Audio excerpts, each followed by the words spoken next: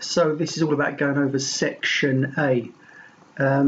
Total test was out of 76, you can see that, right? So let's look at section A. Again, it's a short video, but I always go over it in class. The choice is you skillfully take notes now, or you wait for the video to be uploaded. Let's make this go smaller so you can see like the whole thing. There it is, there's the whole thing. So you're plotting the graph of y equals 4 minus 2x. Many of you still can't do it. So here I go. Let's choose minus 3 first. So I've got y equals 4, take away 2 lots of negative 3, which is 4, well, minus 2 times minus 3 is plus 6, which is why you got the answer of 10. Is that all right? Then you just work through all the way down to the bottom and just get all these results in there for which you get 2 marks. All right, 2 marks for that. Only if you get 2 marks, only if you get most of these right, do I then look at the graph. If I can't see the graph because the points aren't accurate, then there's nothing to mark. So you lose all 6 marks generally. So these are the points. Please note, because the relationship y equals 4 minus 2x can be regarded as a sequence, since it says minus 2x, all the y values go down by 2 each time. Have you noticed that pattern? Some of you would have noticed that. So really, once you've done the first 2 just to test it out, you just keep taking away 2, and there's your coordinates done for you. And then you just plot it carefully. Minus 3, 10, for example here. Where's that? Minus 3 along, 10 up, and just plot a lovely graph with a negative gradient and an intercept of 0, 4. There's the 4, there's the minus 2. But we'll come on to gradients a little bit later. But it's cheap marks. Next one. 3 minus x squared, again, caused too many of you a lot of difficulty, so I'm just going to work out one of them in some white space that I can find. So we're trying to work out, just maybe use the first one here.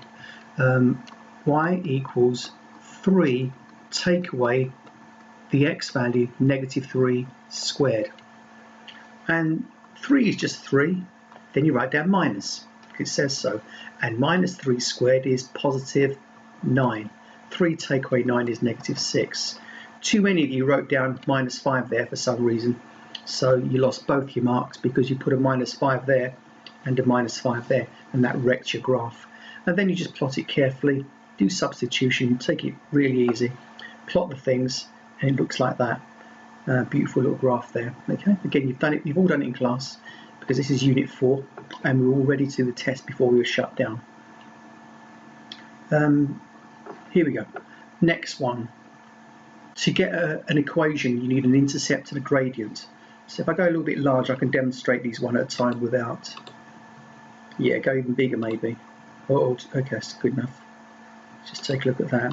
Why is the gradient 1? Well, I can take this little chunk here. From there to there is 3 units. And from 3 to 6 is 3 units. So 3 divided by 3. Gradient of 1, dead easy. We can take this little teeny one here. 1 divided by 1 is still 1. Or go huge, go as big as you like, doesn't matter. The intercept is negative 3, says so right there. Put it all together, y equals 1x minus 3, but you're not allowed to put a 1 there because that will be wrong. It's bad form in algebra. If you've got a single x there, then it must be 1x, otherwise it wouldn't exist at all. So it's y equals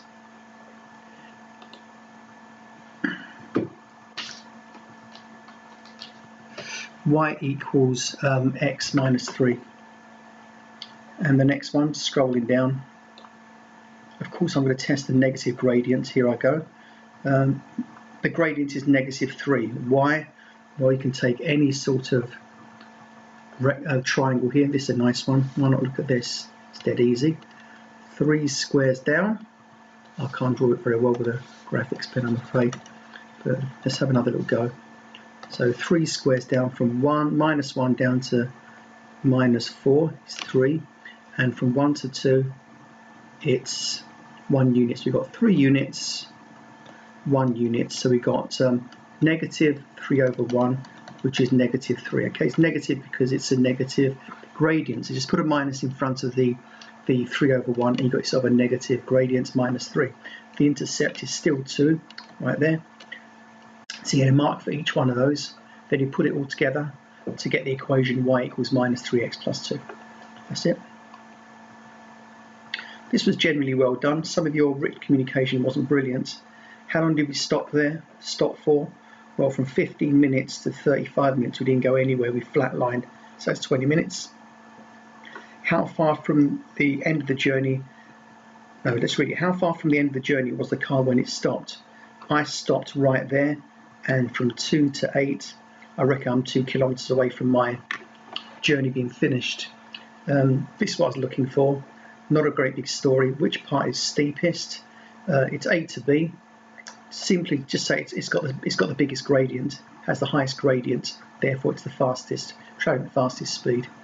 Many of you talked about every single little bit. I didn't want to read that. Just AB, steepest gradient. Well, that's a waste of time because you stopped, and clearly AB is steeper than C to D. You can see that is not as steep as A to B. So you didn't need numbers to justify it. Does the graph show the returned journey home? How can you tell? The answer is no, because there's nothing coming back down to show the return journey. There's no other information after the point D.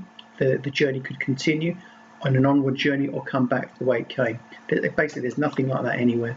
So, no, there's no further information after 45 minutes, or no, the car just stops 8 kilometers from A. So I'm going from A, I'm going up 6 kilometers, having a bit of a rest, then driving 2 more kilometers. So anything that indicates that's the end. All right. So it's 1 mark for that. Question 5. Let's go a little bit. No, don't leave it as it is.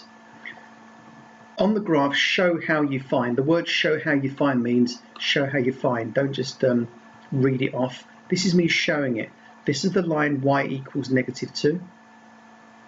I'm going to hit the graph given and read up. All right. I've just shown you how I got my answer. So you get a mark for that, and the final answer is 3.5 or 3.5, because that is the point of intersection when y equals -2. All right, that's all there is to it. You've all done this before. A simultaneous equation where you just read where the two graphs intersect. Here they are, that and that has been drawn for you. And the question is, solve the pair, in other words, find the x and y value. And if you look at the coordinate there and you just read that down, that's 3 for x. If you read left, that's 2 for y, so it's 3 and 2, a mark for each one. Not coordinates for each one, there's only one coordinate, one x value, one y value. Is that the end of it? No, we're still doing part A, aren't we? Here we go. Again, complicated little graphic. This is me showing some working up there. I don't know why it's there yet, I've not read the question, so let's just read on and have a little look. State the solutions to this equation here. Where does the graph 9 minus x squared equals 0? Well, this is the graph we're talking about right here, drawn. So where does it equal the line y equals 0? Well, the x-axis is the line y equals 0, and there's two solutions. There's a solution on -3, and there's the solution on 3. You're not meant to do this by calculation at all. You're really not meant to do it. You're meant to just read it off. So I sort of ignored your calculations and looked for the answers. 2 marks. Solve this equation. In other words, you need to draw in the line y equals -7. So I sort of did. Let's have a look. -7. Actually, I didn't draw it. It just says solve it. -7 is there. Boom. Boom, I hit it, yeah. I think they positioned that really well for us. If you go across and the solution is 4 right there, that's where it cuts. I should have drawn it in. Doesn't say show it, but anyway. So the solution is x equals 4 when y equals -7. Give approximate solutions. The reason it's approximate is because it's probably not going to be a whole number, a whole integer answer, either one. So I want to know where this graph crosses this graph and vice versa. I've got 2 graphs. There they are. I've got the standard quadratic one and the standard linear one. They cross over right there, which is roughly -1.5 or 1.6, and they cross over right here, which is roughly 4.5. Yeah, roughly. So it didn't matter what you got there, but it had to be nice. It'd be nice if you showed me how you did that. So I gave approximate solutions. Don't try and solve this. It's not meant for solving. It's meant for reading off your graph, because this is about simultaneous equations. All right, so -1.5, 4.5. Question 8, the answer is cab. There they are. You got 2 marks for getting it all right, you get 1 mark for getting 1 right. If it's all jumbled up, you get nothing, obviously. Now, there was a section in this unit where you were exposed to different styles of graph. You knew about the quadratic graph, that one. You knew about a cube graph with an x cube in it, that one. And you knew about exponential graphs, and every single one of you had to read off numbers for the x and y, because they didn't just say, well, that's what they look like. They would never let you plot it, it's just too long. That's for year 10 work, which is also quite long. But that's it, you just had to recognise it. So this is clearly an x squared graph. I know it's a complicated one, but look at the shape. All x squared graphs do that, or they go upside down like that. And there's an example of an upside down one right here. I don't know if you realise that, but that's a quadratic graph. And the u goes upside down, becomes like an n. So you could have used that to help you. This is an x cubed graph. In fact, it is y equals x cubed, so it passes through 0, 0. So that's graph A. And the last one is an exponential graph, a power graph, a graph with indices there. There it is, right there. So y equals 2 powered up to x.